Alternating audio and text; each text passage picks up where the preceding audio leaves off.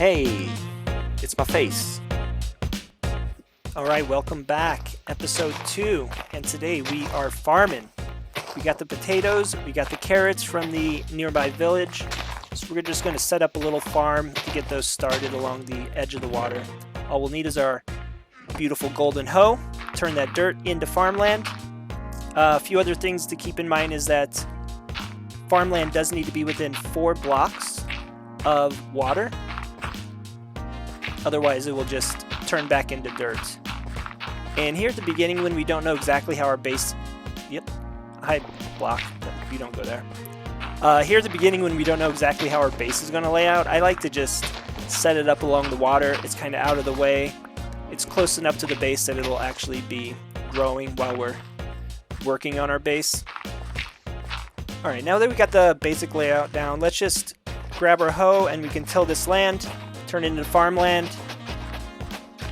Carrots and potatoes by themselves, not great food sources. Carrots are going to give you about a 3 in the hunger and about a 3.6 saturation, which is how quickly your hunger actually depletes after eating it. Potatoes, super bad, but if we bake the potatoes, we actually get about a 5 hunger, a 6 saturation. That's equal to bread, cooked cod, cooked rabbit. So it can be a sustainable source. The big thing we're going to use these carrots and potatoes for, though, is trading with villagers later on when we get all that set up. Now, sugarcane works a little different than other crops. Most crops need a light level of 9 to actually grow. Sugarcane, 0 light level. You grow that in complete darkness. But one thing, it does need to be directly touching the water. So I like to kind of make this little zigzag pattern here at the beginning. Later on, we'll definitely set up an automatic sugarcane farm when we need a lot more of it. But for now, this will do. Just let it grow while we're working on our base. And I think this is a good day to explore the ocean ruins that are next to us. There's always some fun treasure to be found inside of them. There's our little dolphin friend. If you feed dolphins raw fish, they'll actually guide you to the closest treasure, which is pretty cool. So, these ocean ruins, not super exciting, but they are accompanied by these drowned zombies, which are pretty slow. However, about 6% of them will spawn with a trident, which is very powerful, and they'll continue to throw the trident at you, even as you're escaping on land. So if you see one with a trident, and you don't have good armor, I would quickly move away. But none of these guys seem to have tridents, so let's just take care of these, officially become a monster hunter. Like I said, they're pretty slow. Early on, we don't have any enchantments on our helmet, so we can't stay underwater too long, so let's make sure we do not drown ourselves. Join our friends there. Alright, let's eat some bread, get that health up, and there should be a chest in at least one of these little monuments down here. There we go.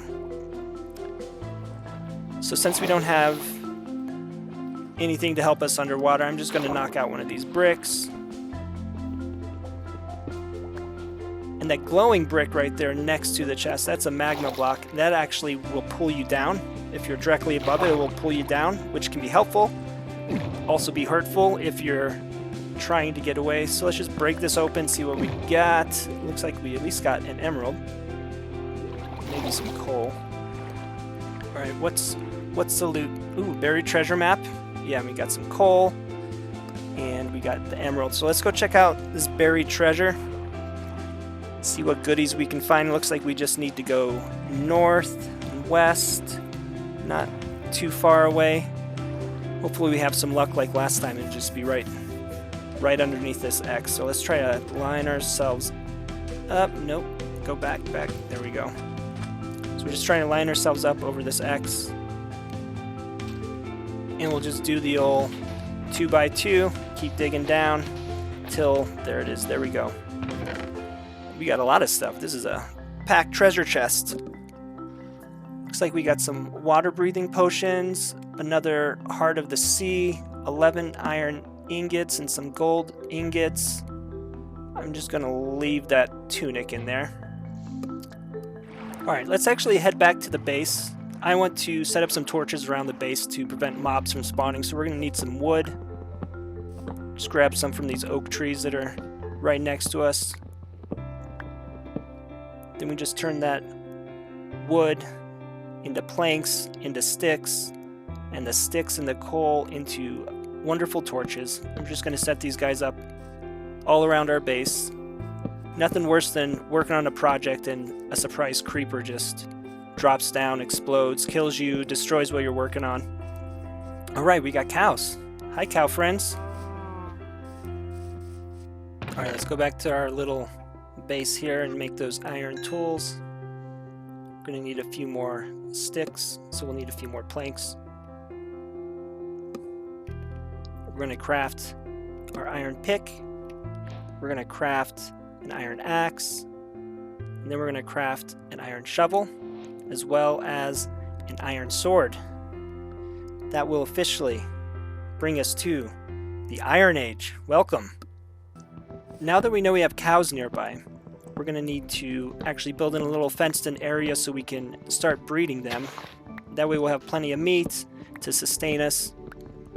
So we're just going to collect a whole bunch of these oak logs, turn them into oak fences.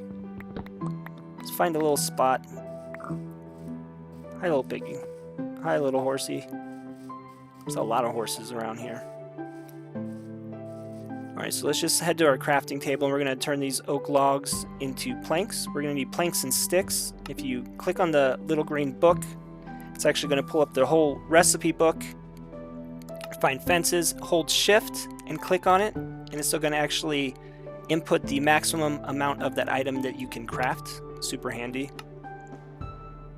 So we're going to have, I guess we'll have 57 fences, 1 fence gate. And we're just going to clear off all the weeds, collect a few more wheat seeds. So I think right next to this fenced-in area with the cows, we're going to set up a little wheat field as well, since that's what we use to breed them. So yeah, let's just go along, make a little square, nothing fancy now. Just get us started. Just make sure all these weeds are out of the way. Grab a few more wheat seeds. Yeah, let's just bring this down, try and line it up with... there we go, that's why I try to clear those weeds out of the way. Just line it up. I'm just going to connect these guys. Just leave 1 block gap for our fence gate. We're going to put that in there. Almost done. Last thing, let's actually plant 2 little oak trees. It's going to take those about 30 minutes to grow into full-size trees. So while that's happening, let's grab our wheat. That's all we're going to need to get the cows into their new enclosure. As long as you're holding wheat and you're within 6 blocks, cows as well as sheep will follow you. So let's see if we can get at least 4 of these cows. Hello, cow friends. 1, 2, 3. Hi. They're so cute. Alright, so let's see. We got 5 of them. 5 cows, 1 sheep. Let's go. And the reason fences work is while fences look like they're 1 block high, they're actually slightly taller than 1 block. So mobs cannot get in or out of them. Which means also you can't get in and out of them. That's what the fence gate is for. Cows aren't smart enough, I guess, to know how to open up fence gates. Alright, come on, cows and a sheep. So we can get 1 in through here at a time. And yeah, there you go. Sometimes they get jammed up. They all get too excited. So we get 1, 2, 3, 4. Come on, last cow. Let's get you in here. You and your cow friends. And your sheep friend. That's fine. Alright, to breed these guys, all you have to do is right-click with the wheat. We're going to breed 4 of them, which will give us 2 little baby cows. Hi, little baby cows. So just to be safe, we're going to just set up some torches on the corner here. That way we don't have any surprise mobs spawning inside of here. And after we light this up, I think we can actually start on the process of building a little wheat field next door. So let's use some of that iron we have left over to craft a little bucket. And then we'll just need to collect all the wheat seeds we've gathered so far, as well as an extra hoe. Ours is about dead, but let's sleep through this night. Then we wake up in the morning feeling fresh, ready to farm. Let's head over by where we're going to do this, and the first thing we're going to do is build an infinite water source. So you're going to grab 1 bucket of water, build a 1x3 hole, and you're going to dump the water in one end. Go and grab another bucket of water, and you're going to dump that at the opposite end, and the block in the middle actually becomes a source of water, an infinite source of water, so you can grab as much as you want out of there.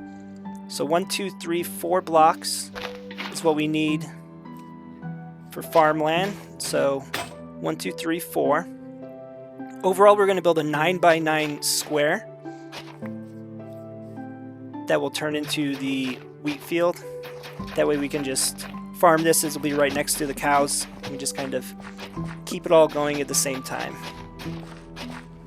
One thing you will notice is that these golden tools do break down really fast, even with unbreaking enchantments on them. I'm not even sure if I'll be able to finish this whole 9x9 with even this hoe. So, nope. Okay, that's fine. Let's go ahead and plant the wheat seeds. That way we can get those started. And now we have our wheat down.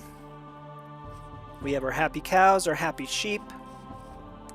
Let's go ahead and harvest what we planted before. First, we're going to grab a little bit more dirt so we can build up just 1 block out from the previous sugarcane.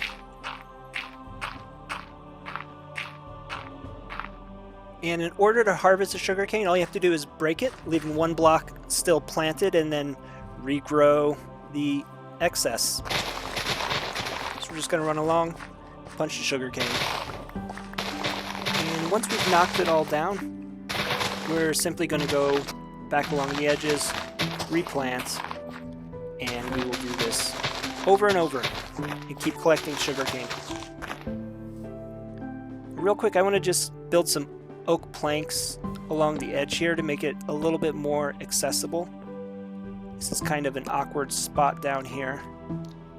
And we have a poor little fishy out of water. Let's go save this guy. There you go, fishy. So we can actually turn these planks into slabs. And if you place slabs on water, it still leaves the source block of water intact. So we can place it down here along the farmland, and we'll be able to walk along, not having to worry about trampling the farmland. Very convenient. And let's see, these carrots are definitely not fully grown, but we're going to go ahead and harvest them, replant them anyway, since we don't have much space down here. We're definitely going to have to build a much bigger farm, or extend this along the edge a lot more. So yeah, we had 31 carrots. Let's go ahead and harvest these potatoes too. I forget how quickly doubling and tripling your crops, how quickly that adds up. So yeah, let's place these potatoes down. Let's see, we don't even have enough space, so let's check on our cows. I think we should be able to breed these guys. We have our oak trees. They have fully grown. That's nice. And let's see if we can breed these cows one more time before we head into the night. There we go. So we should have 2 little baby cows. You can hear that. You also get XP every time you breed the animals. And into the night we go. We're going to find some mobs. Not horses, not chickens, not pigs. These mobs, we got a creeper. They're the worst. They're silent. They hiss right before they explode, but if you can break their line of sight, they won't explode. It can be a little tricky. That pig really going in for it. Got another creeper here. It's good they give us gunpowder, though, which is good for rockets, TNT. Yep, as you can see, they can do a lot of damage. Skeletons, they're going to give us bones and arrows. Zombies, rotten flesh. And our spider friends here are going to give us string, as well as spider eyes. So let's take care of a few more of these guys. What do we got around here? Alright, we have a skeleton. at our farm, we really need to put some more lights up around there. Let's see if we can go surprise him. Alright, come on. Stone sword. No bueno. Alright, let's keep hunting. We got a zombie. We got 2 zombies. Sounds like we got a 3rd one. Is there 1, 2, 4 zombies? Okay. Whenever we get better tools, this is going to be so much easier to handle. The horse is just chilling. Don't worry, horse. I don't need your help. Let's take care of some more of these skeletons. Some more of these crazy jumping spiders. And if you get overwhelmed, and you can, just run away. That's what you can do. You can just, well, and then you run into a creeper. Again, you just got to break that line of sight. So as long as they're behind a block, we'll be safe. And there's some more gunpowder. Let's just sleep. I'm not prepared for battle. As you can see, I'm wounded. Just got to sleep it off. You can actually get decent XP if you spend a night out just killing mobs. Let's make sure we don't have anything else creeping around. Oh, we got a zombie. As you can see, this guy survives. And he only survives because he's actually wearing a helmet. So some zombies will spawn with armor on. And they will not be affected by the daylight if they have a helmet on. The rest of the zombies without helmets will burn. Hi, creeper. What are you up to? Yeah, you better run. Where are you going? You gonna do it? Don't do it. Don't do it. Alright, I'll see you guys next time.